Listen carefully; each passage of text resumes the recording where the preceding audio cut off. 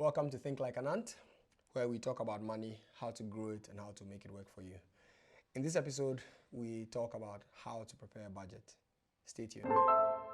So people keep asking about budgets and how to prepare them. And for those who are interested, I'll leave a link in the description for a template you can use. And let's get right into it. Forget the plenty English. What does a budget really mean? How much money do you earn? How much money do you spend? What's the difference? If the difference is positive, then it means that you spend less than you earn. Thumbs up, you're in the right direction.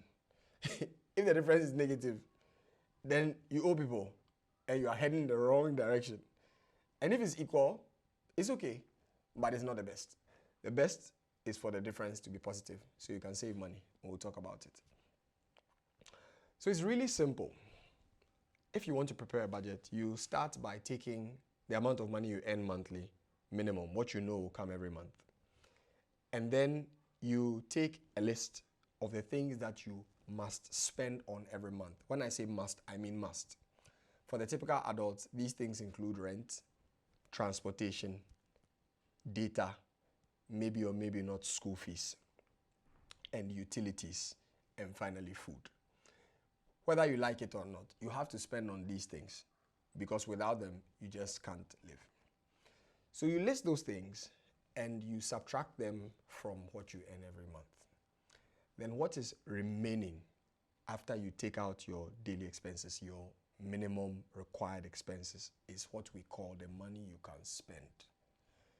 Now, if you do money you can spend before you do these things, you will have a problem.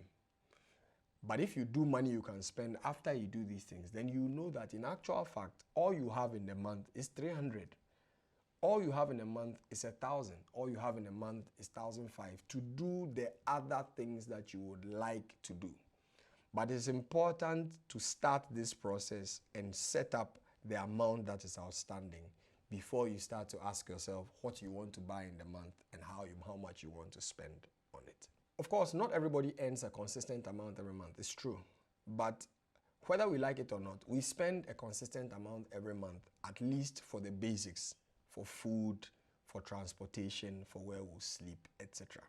So, of course, everybody desires to get into the point where they can have a stable income so that their basic needs are met. And so we hope that as we go through life, that happens over time. Now, sticking to a budget is not actually very easy, so let's not make it sound like it. But you start with a plan and then you consider how to execute your plan. So make sure you start with a plan. There's a common expression that I read somewhere, I can't remember who I'm quoting, but it says failing to plan is planning to fail. So ultimately, we have to make sure that we have a budget, we have taken out our expenses, standard expenses, required expenses, out of what we earn, and now we sit down and say, how do I spend what is remaining? Now, out of what is remaining, remember that you have to be able to keep a portion called savings. It doesn't have to be a lot of money. It can be 10 cedis, it can be 100 cedis. It depends on what you have. But your plan is that out of what you have available to spend, your disposable income, you also put down a portion as savings, because it's valuable for your future. So the important thing here is having that plan, understanding your disposable income, and spreading the expense over a period. The reason is that you may say to yourself, I have 500 cedis for the month, so I'm going to spend 300 this week because I need to do something important, and then I'll do 75 cedis for the next 3 weeks and I'll be fine. That's a trick your mind is playing on you, and most of the time that trick fails. Please, 500 cedis is 125 cedis a week. Spend 125 cedis a week. Or better still, try and spend only 80 cedis a week so that by the last week, you probably have some 200. That is how you actually execute your budget.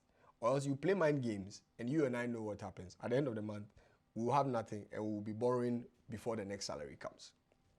Now, if you start this and practice it for a few weeks, or a few months, you find that one, it's not very easy because we all want to spend money now.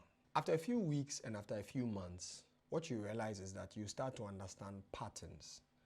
You are definitely not going to find it easy because it isn't. It's very hard. but you learn about patterns. You understand how much money you actually have available as money you can spend, and you understand how your money is spent. Because more often than not, what you think about how you spend your money is very different from how you actually spend, which is why budgets are good. So keep recording it, keep learning from the pattern, and don't be discouraged if it's hard or if you keep breaking your budget, because it's actually very normal.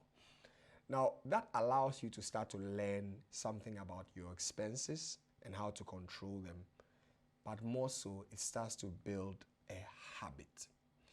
Naturally, you start to think, how much do I earn? How much am I spending? What do I have to spend, and how do I save? The more you think that way, the more the habit is built in you.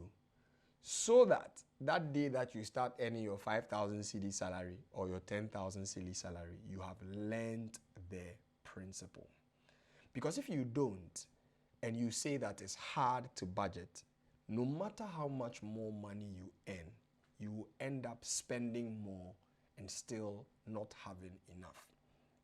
But savings are critical because the habit of learning to save is something you do throughout your adolescence to your adult life, so that that day in the future, when your energy is low, when you can't work as hard, you would have piled up money in investments that can now come to take care of you. We'll have a video on retirement coming very soon, but this is essentially how to prepare and how to implement a budget. You first take out your expenses from what is your income. You find your disposable income, you spread it over 4 weeks, and you try to save a portion of it, and you keep the habit going.